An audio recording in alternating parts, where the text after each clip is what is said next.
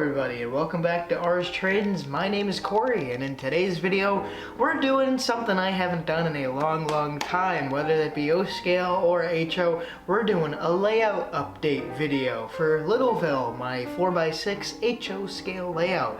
I don't think I've done a layout video since when I originally did a video about the layout, which I think was like probably 2021 maybe or something, so a few years ago at this point now. But either way though, I'm just gonna do a quick little update video showing you guys some of the changes around the layout. Of course, nothing drastic or anything, or not like I'm adding an addition to it, although it's possible, but financially I'm about pooped. So otherwise that though, yeah, I hope you all enjoyed today's video, and if you do, make sure to give it a big old thumbs up, and if there are any bits you like to comment about, whether that be if you like Littleville, or if there's any questions you have about how I made Littleville maybe, or that the video that I did like 3 years ago can't answer, just give it a comment down below. But yeah, anyways, hope you enjoyed today's video. Let's roll. So as we walk up to Littleville, you might not see too much of a difference, but there are some things we've changed on the layout, which is why I'm using a quiet locomotive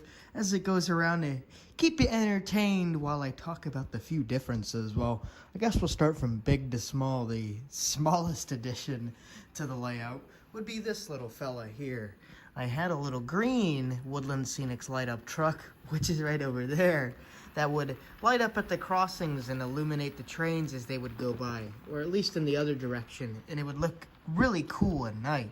But at some point, the green truck here, its wire had broken off, so we decided to just toss it aside and get a new truck at the crossing there. So crossing is all lit up and ready to go again. And then over here, as our little paper train speeds by, I replaced that plastic blue house with this lovely kit. This, I can't remember the company that makes them, but there was a little company at the Amherst Railway Train Show. Now, I believe that was in 2022. And they were making some really nice New England looking houses, and this was one of their kits here. It's a nice little white wooden house kit, or well, it can really be any color you want it to be, but I wanted to paint it white because that's the most, like most houses you see up here in upstate New York. So I wanted to replace that cheap Walthers kit with something that looked much nicer and kind of fit the more flow of the upstate feeling. So we put in that little house there, and it looks really nice on the curve. I always wanted something nicer than that blue house, and against all the nice colorful leaves, that little white house really stands out well, and it really does look like something you would see up here. So it's got a thin little front yard, and you got your two little chairs in the backyard for the people who live in this house to watch the trains go by. But as you can see, it looks very nice, and our train's definitely sped up. It shouldn't be going that fast, but I digress. But really the only big change, as you can see, that it keeps traveling over are all the curves. These curves here are, well, I used to mention in all the old live streams how much Littleville's curves were an absolute pain. What had happened, and I guess I'll kind of go over the whole subject again, but what had happened was when we originally built Littleville, I didn't want it to split in half this way because you'd be going over many switches and stuff, and that'd be so hard to reconnect everything. So I decided to split it running the length way, I guess, instead of the width or whatever.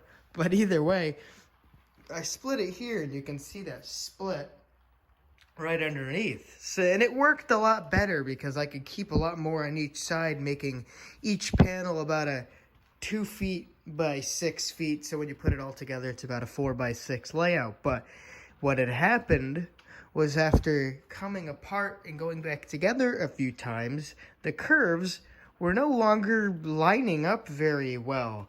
And instead of using pre-made curves, I had used Atlas Code 100 Flex Track like this, but it was kind of done in different pieces, like 1, 2, 3, 4, 5, and they wouldn't quite butt up well.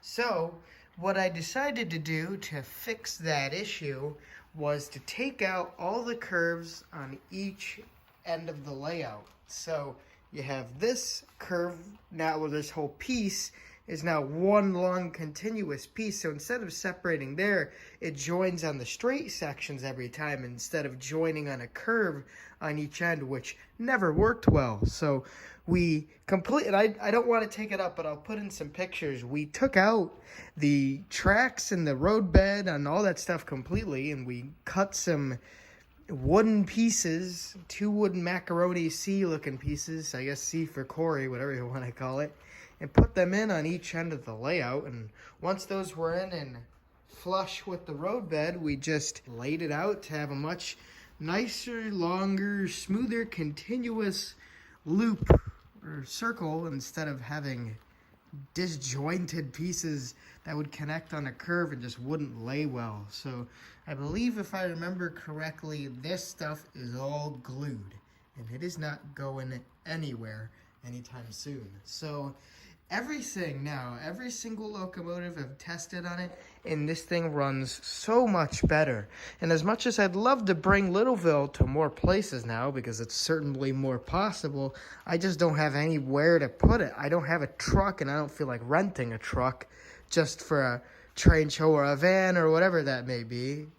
So for now, I guess Littleville stays down here. And of course, we're going to decorate this more. We're going to actually put ballast and kind of color it and blend it into the layout. But it still might be a little noticeable from the old actual foam road bed and all, and just ground. But still, functionality-wise, it looks so much better.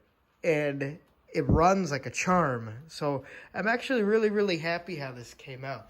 It's so much fun to see the trains go by on the layout without struggling or anything. They all just roll nice and smooth.